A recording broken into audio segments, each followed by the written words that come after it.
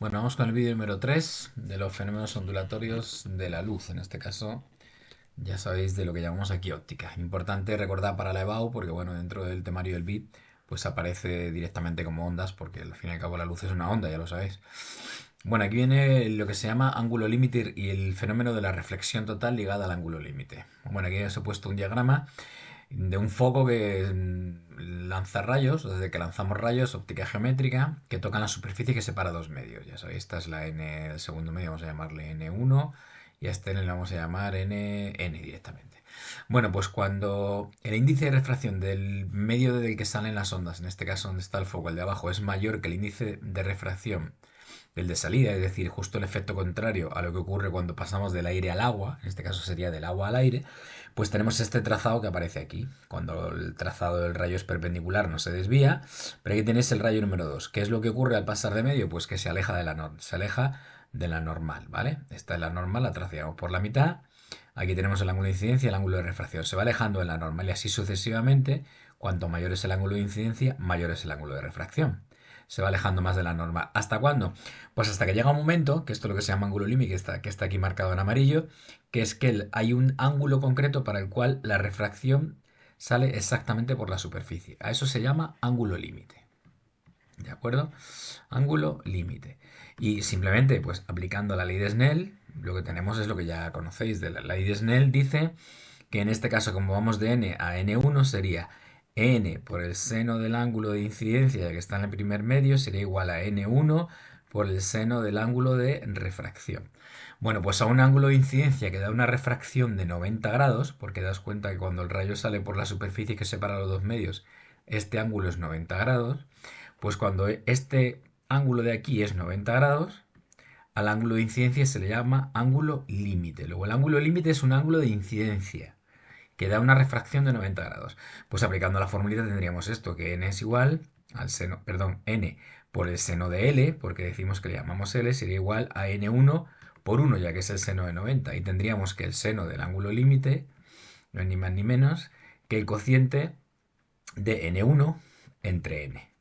Por esa razón tiene que cumplir que la n del medio inicial tiene que ser mayor que el de arriba, porque si no, este cociente daría mayor que 1 y no existen los senos de ángulos mayores que 1, ¿de acuerdo? O sea, no existen senos mayores que 1 para ningún ángulo, quiero decir.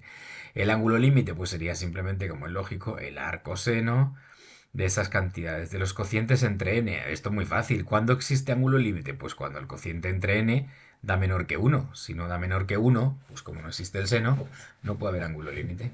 ¿De acuerdo?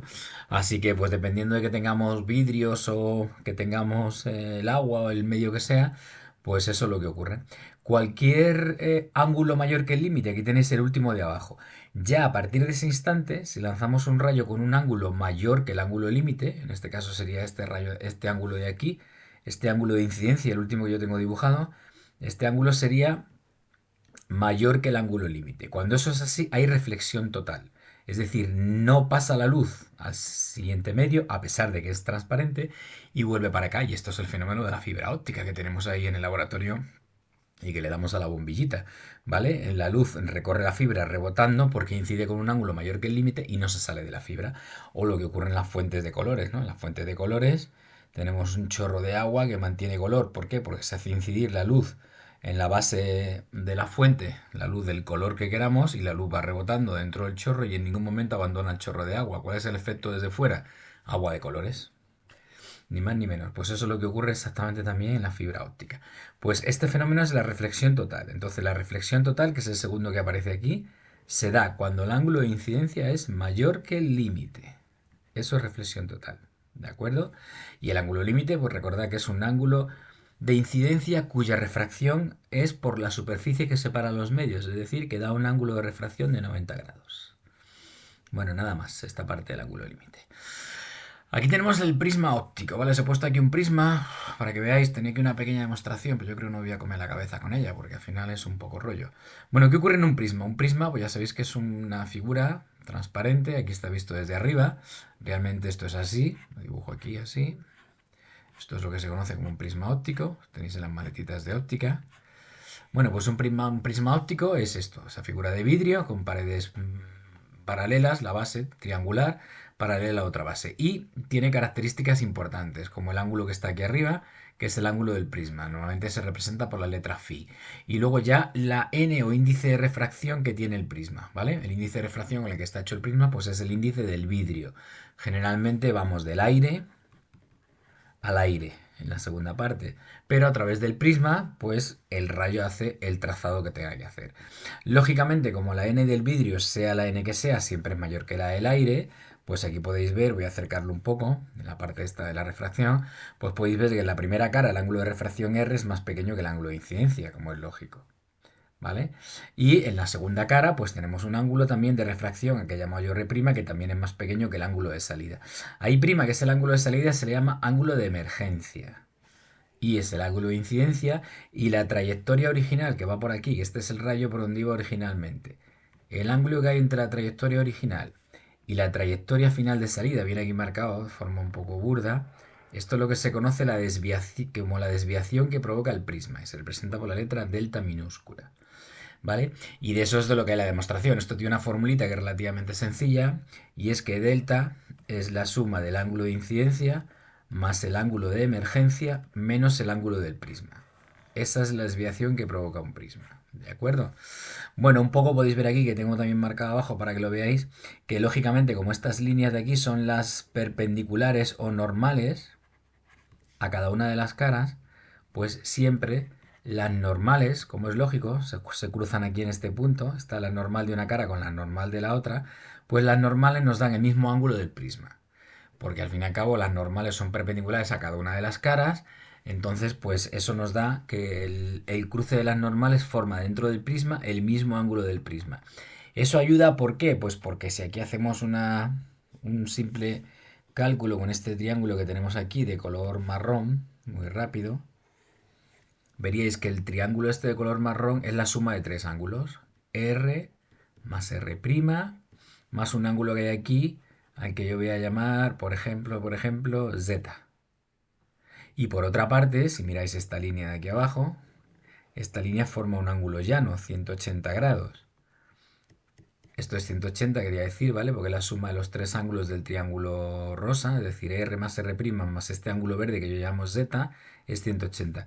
Por otra parte, si miramos esta línea que estoy marcando aquí, que es la línea que sigue la normal de la primera cara, pues esa línea está formada por este ángulo phi, que es el del prisma, más este ángulo verde al que he llamado Z. Y eso también es 180. Bueno, pues de aquí deducimos, eliminando esto, que como esto tiene que sumar 180 y esto lo tienen en común, pues R más R' nos da el ángulo del prisma. Por esa razón, una formulita que es súper útil para trabajar con los prismas es que si conocemos la refracción en la primera cara o en la segunda cara, como las dos suman phi, que es el ángulo del prisma, pues a partir de ahí trabajamos. Por lo demás, es aplicar la ley de Snell. Si el prisma va a cumplir la ley de Snell porque da dos refracciones, ni más ni menos. Por tanto, en la primera cara, pues diremos la n del aire, que es 1 por el seno de I, tiene que ser igual a la n que tenga el prisma por el seno de R. ¿Que conocemos el ángulo de incidencia? Pues ya necesitamos o el ángulo de refracción o necesitamos saber cuál es la n del prisma. Una de las dos cosas nos tienen que dar, si no, no podemos seguir. ¿De acuerdo? En la segunda cara igual. Pero eso sí, la relación entre la primera y la segunda cara es esta de aquí. Y eso es súper importante.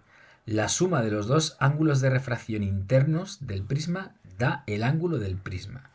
Y repito que viene de trabajar aquí con el triángulo, como hemos dicho. La suma de estos tres ángulos es 180 del triángulo rosa y otros 180 grados tenemos aquí en este ángulo, y como este también 180 e incluye el ángulo del prisma y ese ángulo común al triángulo, pues nos queda que los otros dos ángulos del triángulo, que no son este ángulo de color verde que había marcado yo aquí, pues es phi, ¿vale? Aquí se deduce esta formulita. Bueno, pues con esas dos fórmulas podéis trabajar con los prismas sin ningún problema. Y por último, antes de la parte de construcción de imágenes, vendría lo que es la dispersión, ¿vale? Ya lo hemos visto, pero bueno, aquí lo veis, ¿no? La dispersión, bueno, ya trabajamos con ella en la rendija simple, la doble rendija de Young y todo eso. Pero bueno, el primero que hizo la dispersión, que fue Newton, pues lo hizo con un prisma óptico. Y esto lo que obtuvo, llega la luz blanca, con un ángulo de incidencia aquí el que sea, y a partir de ahí hay distintas refracciones. Siempre acercándonos a la normal, ¿vale? Esta es la trayectoria original, como es lógico. Todos los rayos se acercan a la normal. ¿Por qué? Pues porque como la n del prisma es mayor que la n del aire, pues todos se acercan a la normal. Se refractan. Eso sí, cada longitud de onda se refracta con un ángulo. ¿Y qué ocurre en la segunda cara? Lo mismo. Si colocamos aquí una pantalla lo suficientemente lejos, porque en realidad hay que colocarlo suficientemente lejos, depende del grosor que tenga el prisma, pero estos prismas suelen ser pequeñitos, no tienen más de 2 o 3 centímetros, pues hay que colocar una pantalla lo suficientemente lejos para que los colores se separen bien. ¿De dónde viene esta historia? Pues mirar de la propia definición de n. Si os acordáis, n, el índice de refracción de cualquier cuerpo, tiene que ver con la velocidad de la luz en el vacío, el cociente entre la velocidad de luz en el vacío y la velocidad de luz en el medio. ¿Qué ocurre? Pues que para las distintas longitudes de onda, ya sabéis que cuando pasan de un medio a otro no cambian de frecuencia, pero sí cambian de longitud de onda. Pues resulta que la velocidad de la luz de cualquiera de los colores pues tiene que ver con la frecuencia y con la longitud de onda. Bueno, pues resulta que entonces la n, es decir, el índice de refracción del vidrio, tiene una cierta dependencia de lambda. Pues esa dependencia de lambda hace que para longitudes de onda mayores este cociente es más pequeño y por tanto la n es menor para longitudes de onda mayores. Como la longitud de onda mayor la tiene el rojo, el vidrio se comporta con una n menor para el rojo que para los demás colores. Por tanto, el rojo se desvía menos. Por esa razón, el rojo está más cerca de la normal. A partir de ahí, los demás colores, como tienen menor longitud de onda que el rojo, o el rojo es el que tiene longitud de onda mayor, a medida que baja la longitud de onda hacia el violeta, pues el violeta, este cociente es mayor, por tanto, la n para el violeta es mayor que la n para el rojo, es la mayor de todas. Pues eso significa que el vidrio se comporta con una n diferente para el violeta. Por tanto, el violeta es el que más se refracta, el que más se aleja de la normal y en nuestra pantalla aparece en la parte de abajo.